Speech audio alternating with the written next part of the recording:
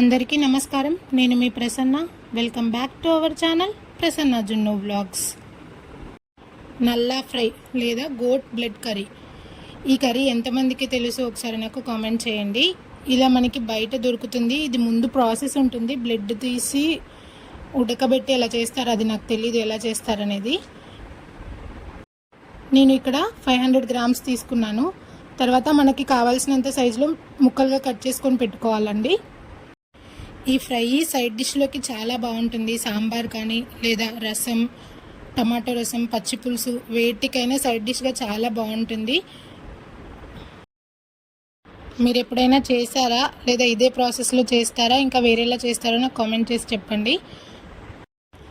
నేను ఇక్కడ medium size ముక్కలుగా కట్ చేసుకొని ఉంచుకున్నానండి.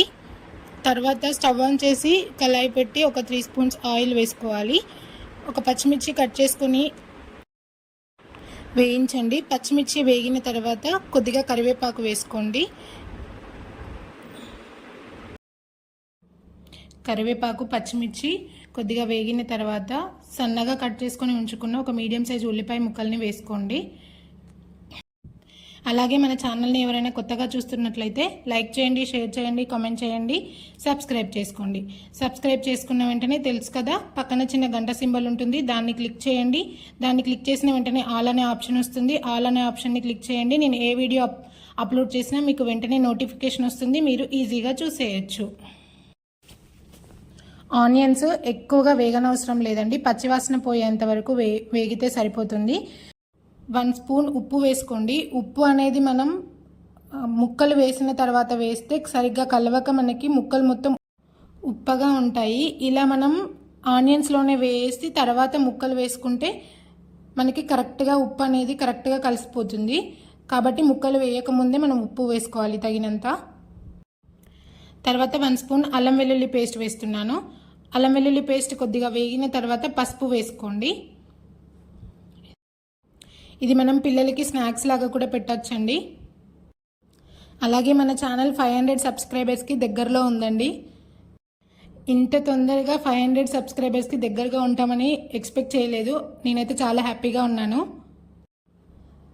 అవన్నీ వేగిన తర్వాత మనం ముందుగానే కట్ చేసుకొని ఉంచుకున్న నల్లా ముక్కల్ని వేసుకోండి.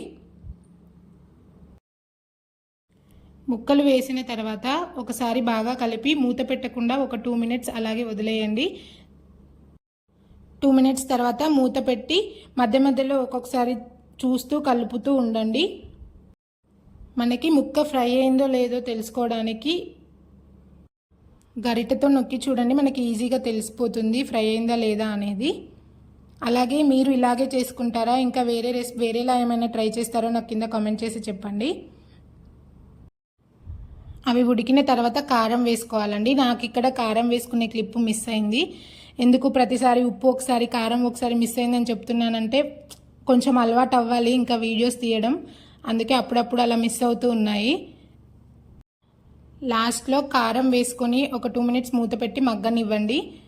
అలా మనకి గరిటెతో నొక్కి చూస్తే తెలుస్తుంది ఫ్రై అయిందా లేదా అనేది. అలాగే మీకు ఇంకా ఏమైనా రెసిపీస్ కావాలంటే కామెంట్ బాక్స్లో కామెంట్ చేయండి. నేను అది వీడియో తీసి అప్లోడ్ చేయడానికి ట్రై చేస్తాను. కారం వేసి వేగిన తర్వాత ఇంకేముంటుంది, ఫైనల్ టచ్ కొత్తిమీర వేసేసుకోవడమే. కొత్తిమీర వేసేసుకొని స్టవ్ ఆఫ్ చేసుకొని ఒక 2 మినిట్స్ ఆగి వేడిగా బౌల్లో వేసుకొని తింటే మీరు ట్రై చేయండి ఒకసారి అంతే. Thank you for watching. అంతే ఇంకా ఈ వీడియో. Bye bye.